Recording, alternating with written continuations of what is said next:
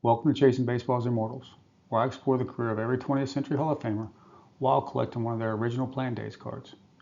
Today we're taking a close look at the career of the Big Hurt Frank Thomas and his 1990 Leaf rookie card, an offensive force throughout the 90s and a recognizable chase card for every collector during that time. Let's get started.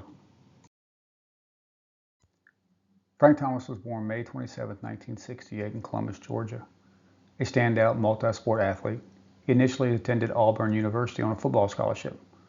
But after an injury ended his football path, he shifted his full attention to baseball. His plate discipline and raw strength quickly separated him from other college hitters, and in the 1989 Chicago White Sox selected him 7th overall in the draft. Thomas moved rapidly through the minor leagues and debuted with the White Sox in August of 1990. By the following season, he had already established himself as one of the most productive hitters in the American League. From 1991 through 1997, he posted a .330 batting average, a .452 on-base percentage, and averaged more than 30 home runs per year. During that stretch, he won consecutive MVP awards in '93 and '94, becoming the first White Sox player to win back-to-back MVPs and one of the defining offensive players of the decade. Known for his exceptional strike zone judgment, Thomas routinely walked more than he struck out during his prime. His career on-base percentage of .419 ranks among the highest for any right-handed hitter in modern history. He finished his career with 521 home runs, 1,704 runs batted in, and a 154 OPS+, placing him firmly among the most efficient and consistent run producers of the era. Injuries limited his playing time in the early 2000s, but he remained productive when healthy. In 2006, at the age of 38, he hit 39 home runs for the Oakland Athletics and helped lead the team to the American League Championship Series. He retired in 2008, having spent 16 of his 19 years in the majors with Chicago. After retiring, Thomas remained closely connected to the game. In 2014, he joined Fox Sports as a studio analyst, becoming a regular presence on Fox MLB and FS1 coverage. He stayed with Fox for nearly a decade, appearing on pre- and post-game shows for All-Star games, postseason, and World Series broadcast. Frank Thomas was elected to the Baseball Hall of Fame in 2014 on his first ballot. His combination of power, patience, sustained offensive excellence make him one of the most complete right-handed hitters of the late 20th century, and his impact on the White Sox franchise remains unmatched. Now we'll place Frank Thomas in context by comparing his career to a predecessor and a modern counterpart. Thomas was one of the defining offensive players of the 90s. During his prime, he combined high batting averages with exceptional on-base skill and consistent 30 home run power. From 1991 through 1997, he produced a .330 average, a .452 on-base percentage, and a .177 OPS+, numbers that positioned him among the most productive right-hand hitters of his era. He won 2 MVP awards and routinely walked more than he struck out, and served as a central force in the Sox lineup for more than a decade. Looking back at an earlier generation, Hank Greenberg offers the closest historical parallel. Greenberg's best seasons with Detroit show a similar blend of patience and power. Multiple years with 40 or more home runs, a career OPS plus of 158, and 2 MVP awards of his own. Like Thomas, he was a right-handed hitter who excelled at controlling the strike zone and driving in runs at an elite rate. Although Greenberg's career was interrupted by military service, the seasons he did play aligned closely with Thomas's offensive profile: disciplined at-bats, middle-of-the-order production, and the ability to elevate a franchise. In the modern game, Miguel Cabrera represents the natural successor to Thomas's style. Cabrera's resume mirrors Thomas's in several key areas. Both surpassed 500 home runs, both won multiple MVPs, and both paired high batting averages with strong on-base percentages and sustained run production. Cabrera's .306 career average and 140 OPS+ reflects the same balanced offensive approach Thomas brought to Chicago. And his long peak with the Tigers echoes Thomas's role as a lineup anchor who shaped the identity of his team. Across these 3 eras, Greenberg before him, Thomas in the 90s, and Cabrera in the 2000s, you can see a clear lineage of right-hand hitters defined by selectivity, power, and year-to-year consistency. Each served as a centerpiece of his offense, and each produced an MVP level, and each set a standard for what a complete right-handed hitter could be in his generation. The 1990 Leaf baseball set entered the hobby at a time when collectors were beginning to look for higher quality products. Leaf released the set in 2 waves, Series 1 early in the season, followed later by Series 2. Both series distributed in standard foil packs through hobby shops and retail outlets. Printed on thicker cardstock with sharper photography and a clean modern layout, the set positioned itself as a premium alternative to the major U.S. brands. The full checklist contains 528 cards, divided evenly between the 2 series. The design across both series is consistent: full color action photography, a simple nameplate, and a clean statistical layout on the back. In an era dominated by heavy borders and bright graphics, Leaf's restrained presentation helped establish it as one of the more polished products of 1990. Series 1 includes cards 1 through 264 and features several of the set's most recognizable names, including Ken Griffey Jr., Sammy Sosa, and Nolan Ryan. These cards showcase the full bleed photography and modern design that helped distinguish Leaf from the other 1990 releases. Series 2, covering cards 265 to 528, was issued later in the year in the same pack formats. This portion of the checklist includes additional stars, highlighted by Larry Walker's rookie, Nolan Ryan's no-hit King card, and the set's most celebrated card, the Frank Thomas rookie number 300. While the set contains other notable cards across the series, it's the Frank Thomas rookie that ultimately defines the release. Its clean batting pose, combined with Leaf's elevated production quality, helped establish it as one of the signature rookie cards of the early 90s. The current market for the Frank Thomas card, based on recent sales, raw copies generally fall between $10 and $25, PSA 9s commonly sell between $45 and $70, and PSA 10s typically range between $250 to $350. Across the hobby, the 1990 Leaf set is remembered not for scarcity, but for its elevated presentation and its role in ushering in a more premium style of modern baseball card, with Frank Thomas's rookie standing as its signature achievement.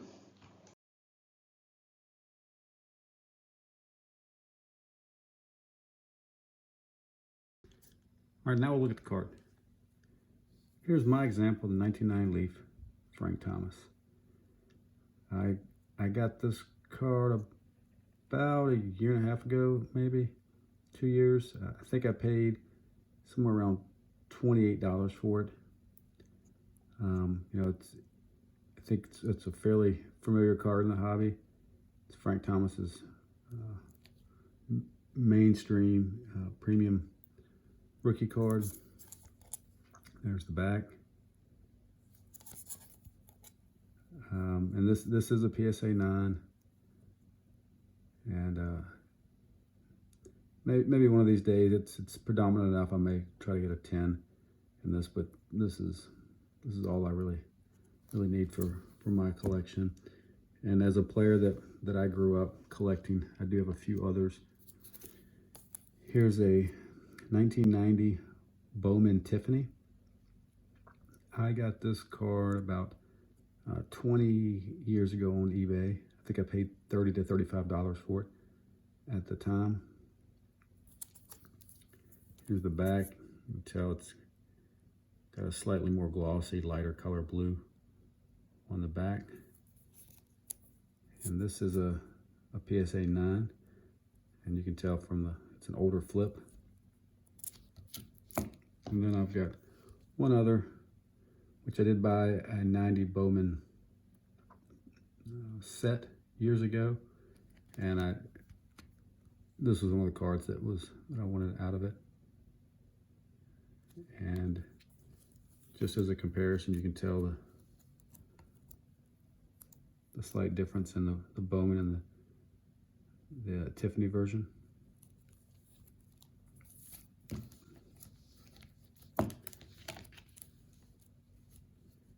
And then that completes my current Frank Thomas collection. As a little additive, I did here recently buy a couple unopened Leaf packs. Never had a chance to open these as a kid. They were well outside my budget, but these are fairly available. I think they cost about $5 a piece. So we'll go ahead and open these two to see if we can pull a Frank Thomas. I think a couple of the other ones we can pull out of this is the Larry Walker rookie. There's a Carlos Baerga, and then there's a Nolan Ryan no-hit Kings.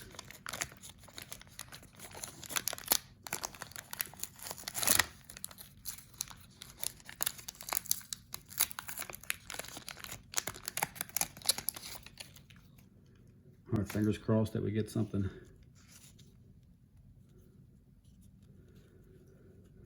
Hal Morris, Dennis Lamp, Mike Harkey, Brad Kamenetzky, David Justice. That was one of the big ones. That was a huge card for the Braves in the early 90s. Jeff Hudson, Danny Jackson, Brian Holman.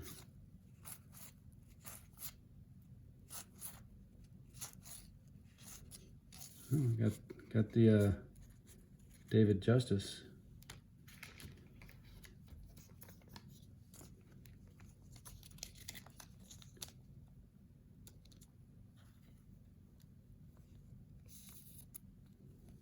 Sleeve that one. Let's see if we get anything else. One more pack.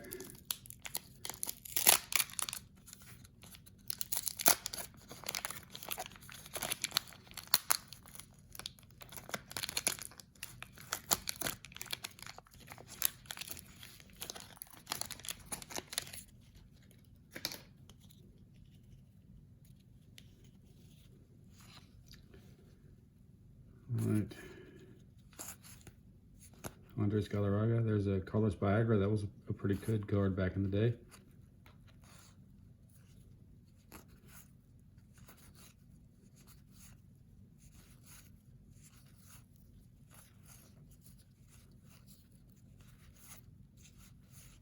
Nope.